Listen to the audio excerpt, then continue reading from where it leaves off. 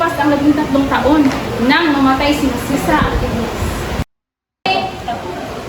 These fruits directly for sale in Brussels like flowering owls, these, and G.L. was busy revising and polishing the manuscript of L.P.W. Wolfter's so that it could be ready for the press. He had begun writing in October 1887 while practicing. Binibining Florin, bakit ka natutulog sa aking klase? Pamanhin ko, guro. Pero bakit ba kailangan natin itong pag-aralan at alamin?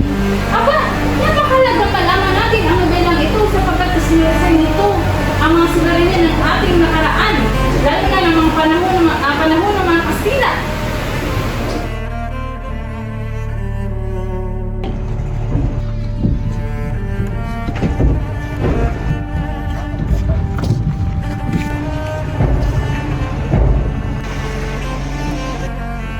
General, bakit kibagal ng ating pagtakbo at hindi tulinan? Kay babaw ng bahaging yun, Doña Victorina. Mosa Esparabas! Wala naman kasi magandang lawas sa Las Pilipinas. Este es Las de los Indios. Ang lunas ng iyong problema ay napakadali lamang. Umukay ng tuwid na kanal mula Lawa hanggang Manila. Sa madaling salita, pagbukas ng bagong lawa at pagsarado ng dating ilog Pasig.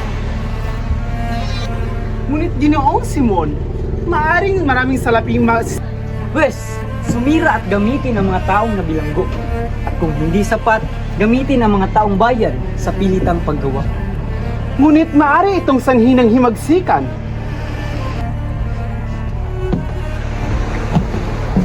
At ano naman ang silbi ninyong mga padre o praile sa bayan ito kung magkakaroon ng himagsikan?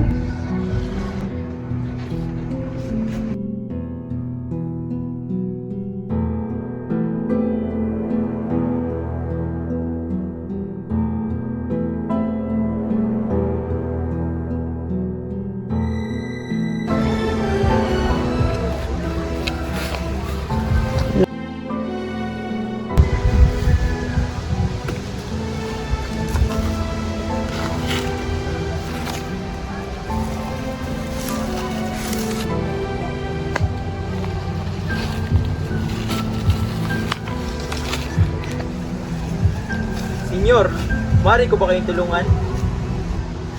Anong ginagawa mo sa gubat na ito? Senyor, kung inyo pong magugunita, noong nakaraan 13 taon, dito rin po tayo sa puok nito unang nagkakilala. At kung hindi po ako nagkakamali, kayo po unang nagbigay sa akin ng pagkikiramay. At sino ako sa tingin mo?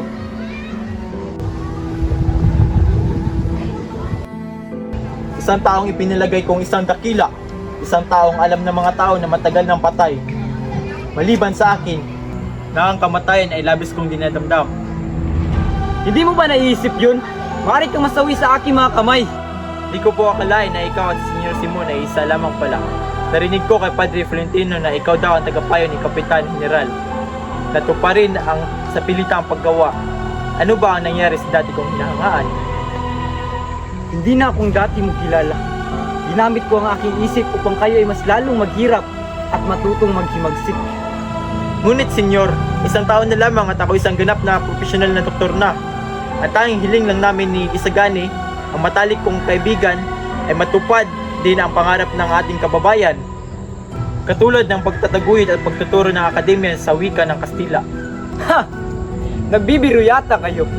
Akademya? Para sa wikang Kastila? Mas mabuti pang samahan niyo ako sa aking mga plano. Dr. Basilio? Pag-iisipan ko muna, Ginoong Simon.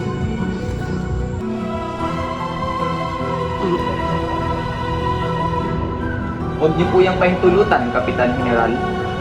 Ngunit, ang namumuno sa kanila ay binatang radikal ang pananalig ay isa sa mga estudyante ni Padre Fernandez.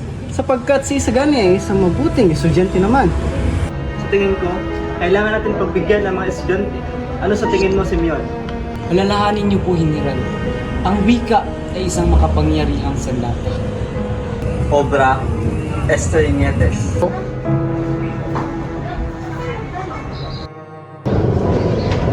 Magandang araw po, Padre. Opo, Senyor. Ganap ka, yasin ka, ano ang aking may tutulong?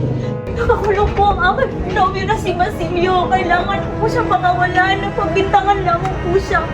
Lahat po ay aking gagawin, Padre. Gagawin ko po ang lahat, Padre. Parang awan niyo na po. Padre!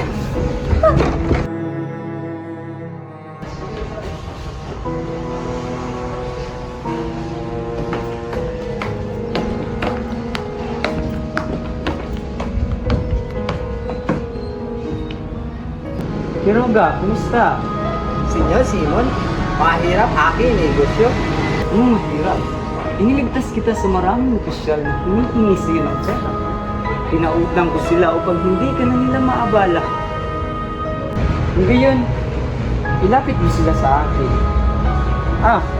Quiroga, meron nga pala akong iilan na ipapapasok sa iyo na kahunong baril. At itago mo ito sa kamaling. Pero Senyor Simon, mahirap iyo ang mapanganib. Huwag kang matakot, akong bahala. Naintindihan mo ba, Quiroga? O siya. Basta hindi ako sasabit.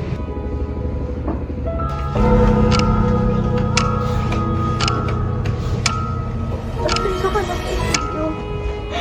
Hindi ko na iniligtas. Hindi karapat dapat ang isang maruming katulad ko.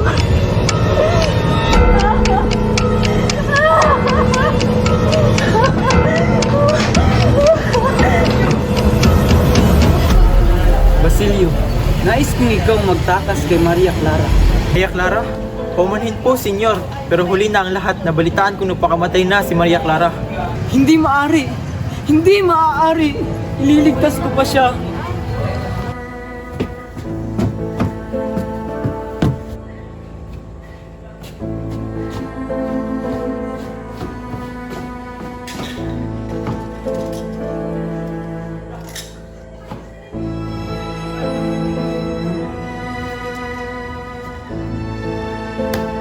Simeon, anong nangyari sa iyo? Nangyari na ang dapat mangyari.